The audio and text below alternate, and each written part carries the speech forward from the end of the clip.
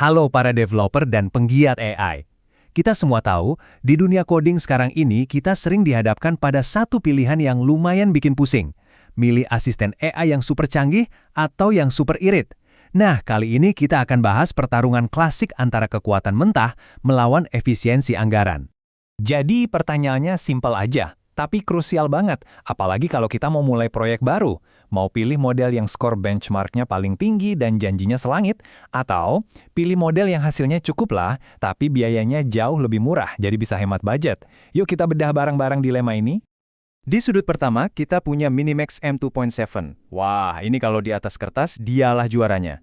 Terus di sudut kedua, ada Qwen 3.54B. Si model yang menarik banget karena harganya itu loh, ramah di kantong. Ini dua filosofi yang beda banget, jadi mari kita lihat gimana mereka kalau diadu. Oke, sekarang kita masuk ke bagian data ya. Kita bakal lihat metrik dan benchmark buat ngerti di mana sih letak perbedaan utama antara dua model ini. Siap-siap, karena angkanya lumayan bikin melongo. Dan ini dia kejutan pertamanya. Untuk setiap 1 juta token input, anggap aja token itu kayak potongan kata atau kode, ternyata Minimax itu 10 kali lipat lebih mahal daripada Qwen. 10 kali lipat! Ini bukan beda tipis ya, ini faktor penentu banget buat banyak proyek yang volumenya tinggi. Efisiensi biayanya Qwen di sini benar-benar luar biasa. Tapi, begitu kita ngomongin performa coding, nah disinilah Minimax pamer kekuatan. Skor indeks codingnya itu 41.9, yang intinya ngukur sepinter apa dia ngerti dan nulis kode. Jauh banget di atas Qwen yang skornya cuma 13.7. Kelihatan kan, kontrasnya tajam banget antara harga sama performa di atas kertas. Tabel ini ngerangkum semuanya dengan jelas banget. Qwen menang telak soal biaya. Sementara Minimax mendominasi total di kemampuan coding dan indeks kecerdasan, yang ngukur kemampuan nalar secara umum. Jadi ini benar-benar pertarungan klasik antara kuasa melawan harga. Angka-angka tadi emang penting, tapi kan pengalaman pengguna di dunia nyata seringkali ngasih cerita yang beda.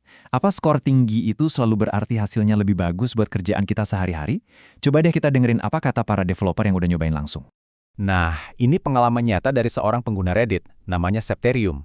Dia coba versi Minimax yang udah dikompres atau di-quantized. Walaupun di atas kertas jago, ternyata versi spesifik yang dia pakai malah ngasih hasil yang kurang oke buat bikin dokumentasi proyek yang kompleks. Katanya sih, hasilnya dangkal dan banyak asumsi yang salah.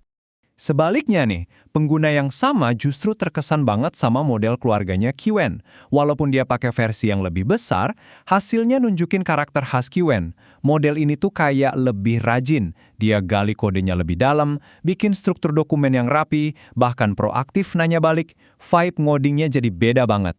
Jadi, kenapa bisa ada perbedaan segininya antara benchmark sama pengalaman pengguna? Salah satu biang keladinya adalah proses yang namanya kuantisasi. Gampangnya gini, waktu model raksasa itu dikompres biar lebih kecil dan cepat buat dijalanin di komputer biasa, kadang performanya bisa sedikit berubah. Makanya, versi yang beda dari model yang sama bisa ngasih hasil yang beda juga. Dan biar adil, ceritanya nggak sesimpel itu loh. Ini ada pengguna lain, di Small Effect, yang justru punya pengalaman hebat sama versi kuantisasi Minimax yang lain. Buat dia, model ini malah lebih bagus daripada Qwen. Ini nunjukin betapa pentingnya buat nyoba sendiri versi yang berbeda-beda. Ngelihat semua pengalaman yang beda-beda ini, kan jadi pengen coba sendiri ya, biar tahu mana yang paling pas. Tapi gimana caranya biar nggak boncos? Tenang, untungnya ada cara yang sangat terjangkau. Jadi Alibaba Cloud itu nawarin solusi keren, namanya paket coding. Cuma dengan sekitar $10 sebulan, kita bisa eksperimen dengan banyak model top, termasuk Qwen dan Minimax, tanpa perlu pusing mikirin biaya per token.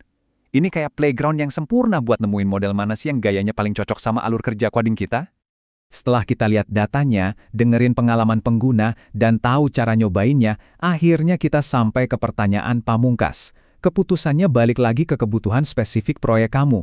Kamu butuh kekuatan maksimal buat mecahin masalah rumit, atau efisiensi buat tugas yang repetitif dan bervolume tinggi.